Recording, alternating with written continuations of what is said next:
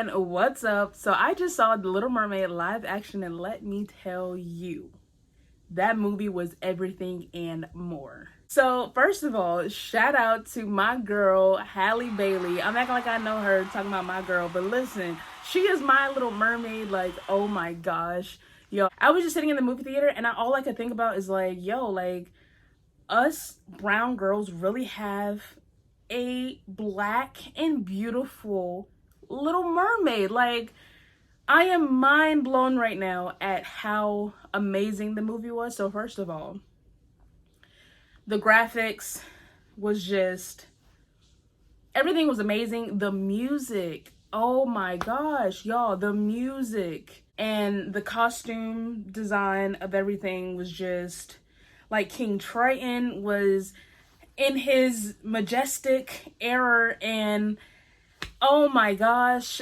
like, Ariel's tail was just so amazing. Oh my gosh.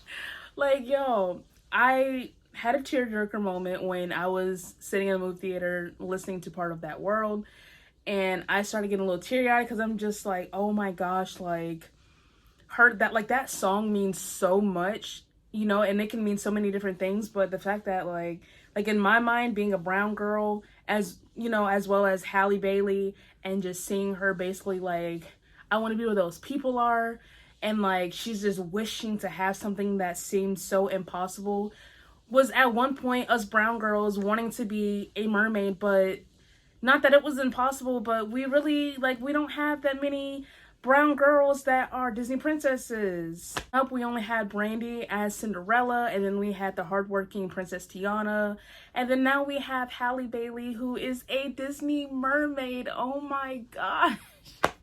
I don't think y'all understand just how, like, important her being the Little Mermaid is. So I also want to mention that the diversity in this movie was out of the wazoo. You had Prince Eric, and his mother was black. His dad was of a different race.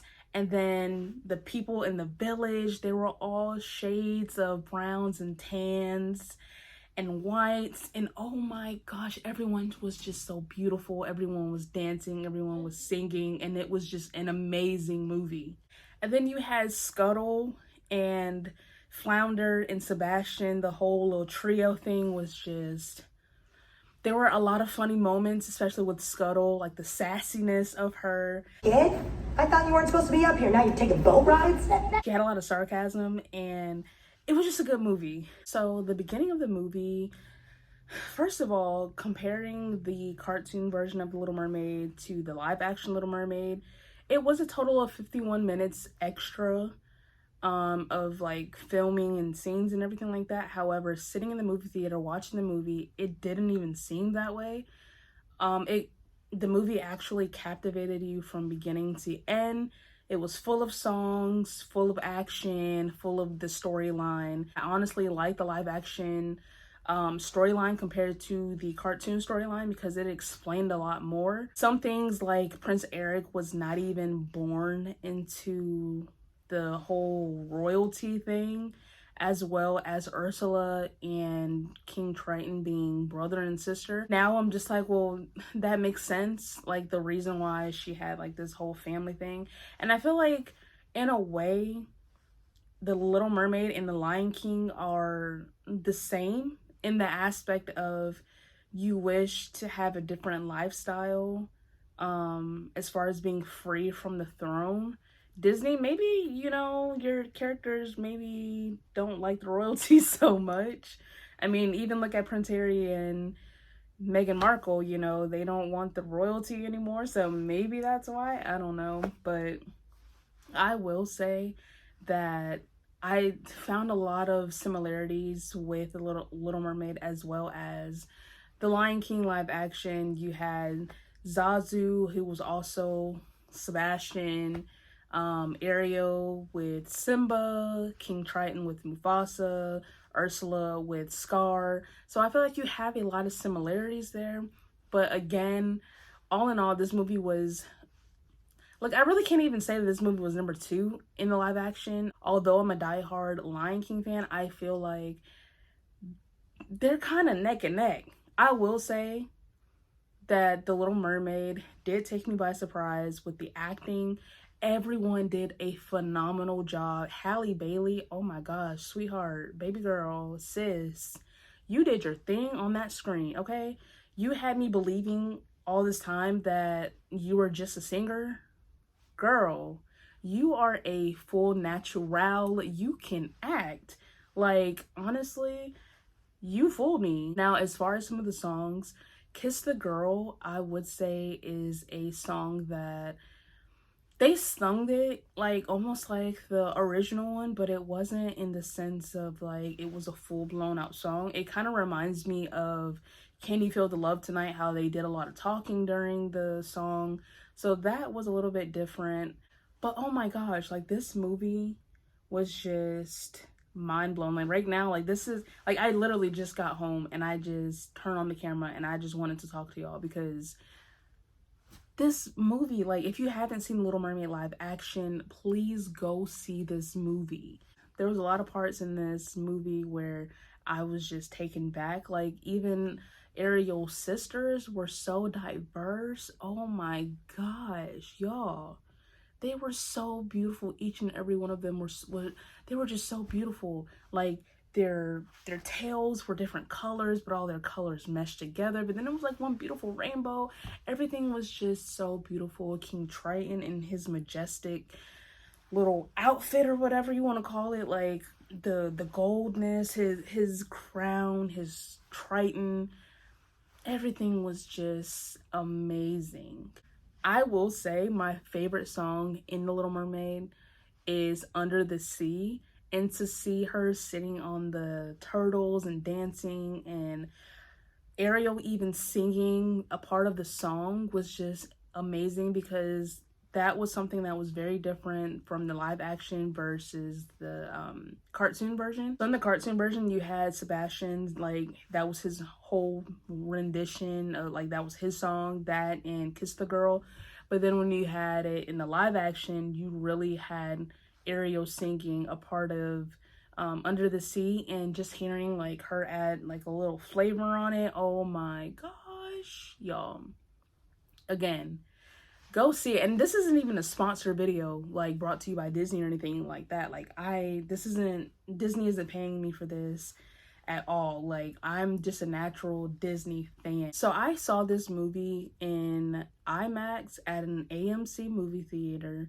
I'm not saying that you have to go see it in an AMC movie theater or even in IMAX or even in 3D. But honestly, I would highly suggest it because, again, seeing this movie in IMAX, I don't know how it would have been possible for me to even enjoy this movie elsewhere. Like, I love the IMAX theater because it's just a huge screen. Like, it is gigantic. You can see everything nice and clear, and you just feel so, like, submerged and immersed in the entire movie. So when we got there, honestly, we were the first ones in the theater. I blame myself for that.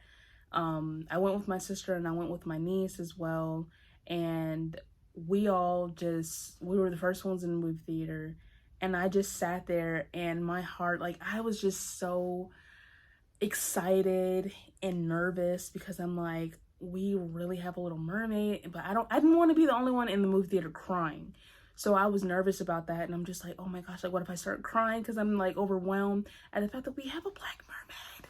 Like, oh my gosh. And y'all, so there was a part where Jodie Benson, the OG of The Little Mermaid, shout out to her beautiful self, she did a cameo in The Little Mermaid live action. That moment where she gave my Ariel the dingle hopper and said that she's gonna need this was just almost like the passing of the torch. I don't know if people who have seen Little Mermaid live action understood the weight and the capacity of that one little part in that scene, but it's like the passing of the torch. Like, here, like I've done it for your generation, now it's time for you to just soar and be this beautiful, brilliant Black mermaid for this new generation. And just to see, like, and don't get me wrong, I still love the original Little Mermaid, but I also love the live action, and I love the different sceneries and things that they added compared to the cartoon version in the live action. And just to see Jodie Benson again, like I said, not really, she's not reprising her role, but she is playing a villager, and for her to basically pass the dingle hopper to her is just like it signifies something deeper than just her making a regular cameo and wanting to be in the Little Mermaid live action. Like, she really nearly like passed the torch to Halle Bailey.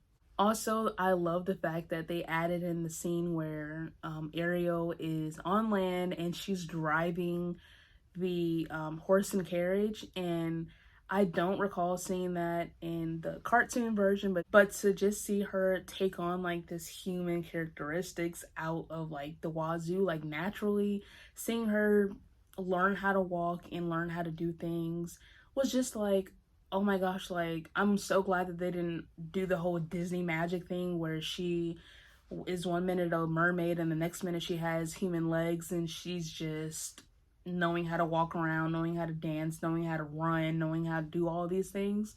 So I like how they kind of added in that aspect of her learning how to do certain things like walking and learning her balance and stuff. So I like that.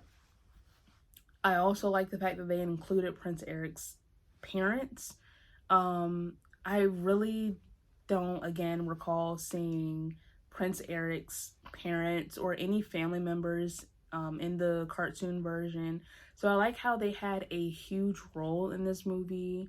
And again, I like how they explain that he wasn't even born into the royal family. They basically took him in because he washed up on shore as a baby or as like a young child.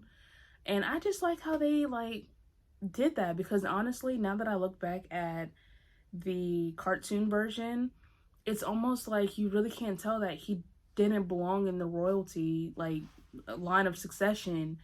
And I like how the live action kind of explained like a lot of the back details to the cartoon version, and it kind of cleared a lot of things up. Again, like I said, knowing now that Ursula and King Triton are brother and sister, it makes a whole lot of sense of why she's always after Ariel. Like, that was King Triton's prized possession. Like, that was his daughter. That was like, he loves her. So he will do, he will do anything basically for her to live and to be saved, like a normal parent. Another part that I found to be so beautiful was the diversity of hair. You had so many different hairstyles. You had Halle Bailey with her beautiful, luscious locks. Oh my gosh. They not only were a natural red color, like, so they weren't that bright crimson red, but they were just the natural ginger red locks. And then to see like her sister, I forgot her name, but she had like this beautiful black crown of hair and like a afro. And then you also had another merman who had locks, and they were just regular traditional black color, like his natural hair color. So if I had to give a review on if this movie was specifically for children or for adults, I would say both. There were a lot of jump moments where it was probably a little too much for children, but then there were also a lot of like kiddie moments where Ariel was just being a child, where she was just being a kid.